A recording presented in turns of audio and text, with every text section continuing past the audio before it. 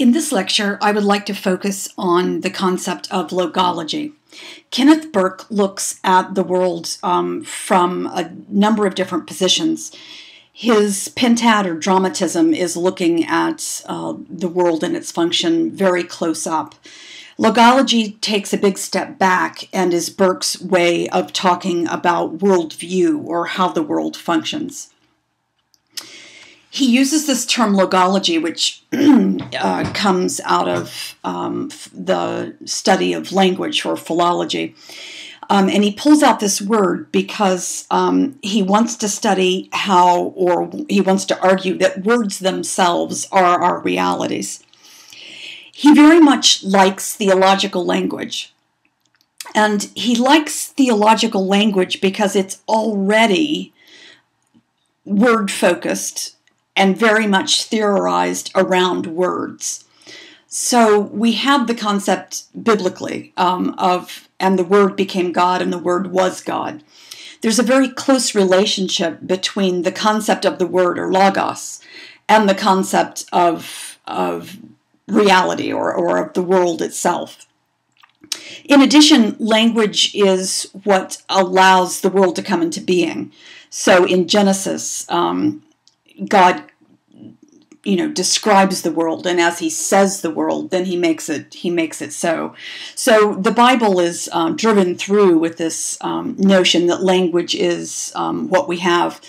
And another really amazing use of that language is this notion that God is a word, a name that we cannot say aloud. So the Yahweh, that power of that word to call into being, sorts of things.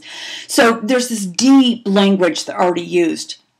It's very important not to see him as particularly wanting to talk about any particular religion or necessarily, and he definitely isn't buying into Christianity, but he does like the use of theological language. He likes especially the cultural and historical uses of this language. So the word, transubstantiation, that is through the act itself we call into being a religious state. And then also the hierarchy. He says that theology is language, that those two things are equal. Theology thus models a basic function of language, the creation of reality through symbol use. Now, one of the primary aspects of religion, from Burke's perspective, is the concept of mystery and this way in which language functions to bring reality into view. I think that the use of Yahweh and the burning bush are examples of that mystery. That notion that God is unknowable and unembodied, particularly in the Old Testament. The notion of paradox when we get to the New Testament, that Jesus can be both man and can be God, and he's one and the same person, but he can have two completely different characters. So that mystery is something that he really keys into. And he says that part of the mystery, the presence of this mystery, the drive of this mystery, is that we seek perfection, that all language-using beings seek to become as perfect as we can. In that process, however, you remember that with identification, there's always the notion of division. He says our differences separate us, but mystery allows us to hide the difference. So we can give into division, or we can give into identification, and mystery allows us to posit identification. Foss and Foss, who are rhetoricians who've written much about Burke, say mystery performs two important functions in a hierarchical system. First, it encourages the maintenance and preservation of the hierarchy because it encourages obedience. Burke himself says, for once a believer is brought to accept mysteries, he will be better minded to take orders without question from those persons whom he considers authoritative.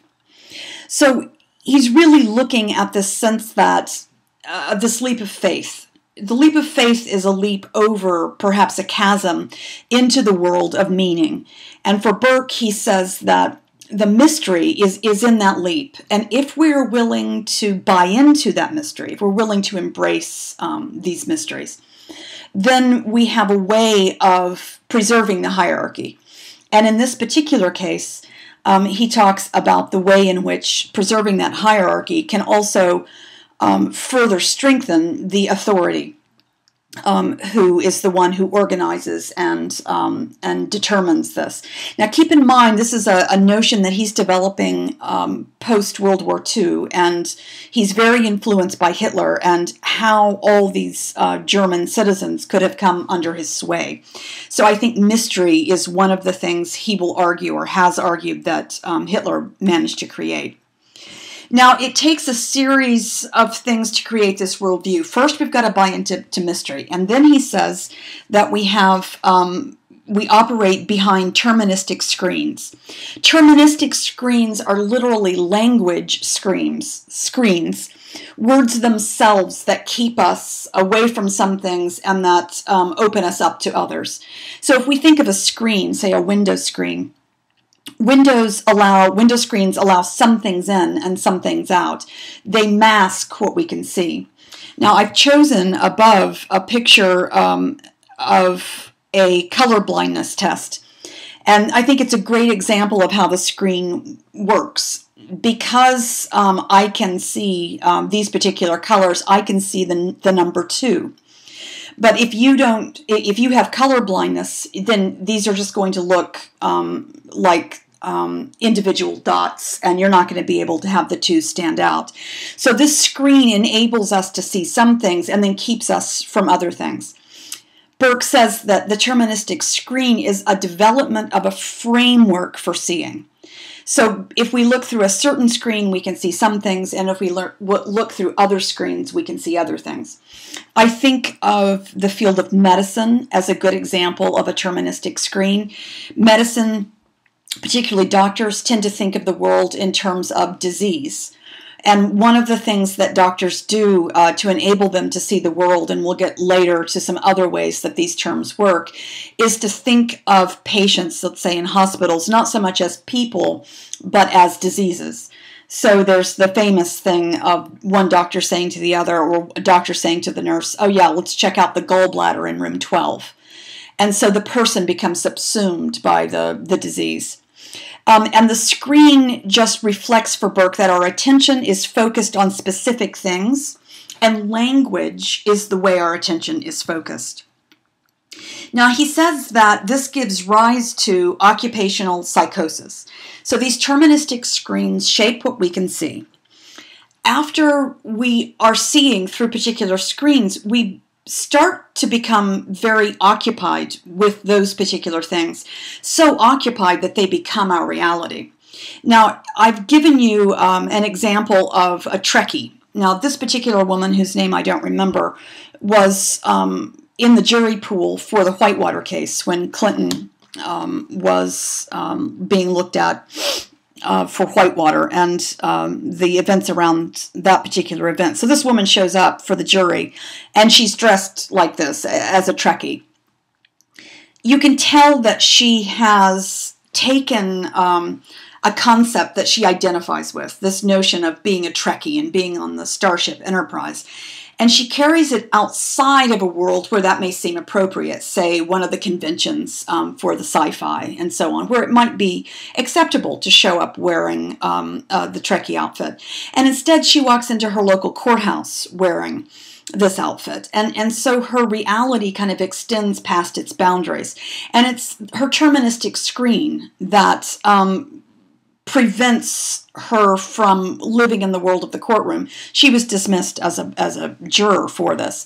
Burke calls this occupational psychosis. Psychosis obviously suggests mental illness. I think Burke believes that all of us partake of an occupational psychosis.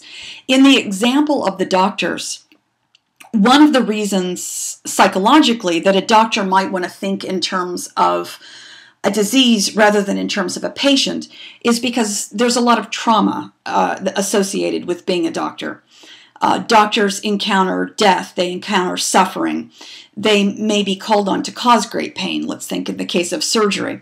And so this psychosis, this deterministic screen, allows them to focus on their ability to fix the gallbladder or to fix the knee or whatever, and to screen out the things that they don't want to see, such as this is a woman who has children at home who are frightened. I mean, there's a point at which thinking of the individual herself and her children is actually going to be counterproductive and make it very difficult to accomplish his goals or her goals. So Burke says that this psychosis is the state of being occupied by particular concepts, again, brought to us from deterministic screens, language itself, and that this is the result of reinforcing life patterns. We end up living in certain ways because of this psychosis.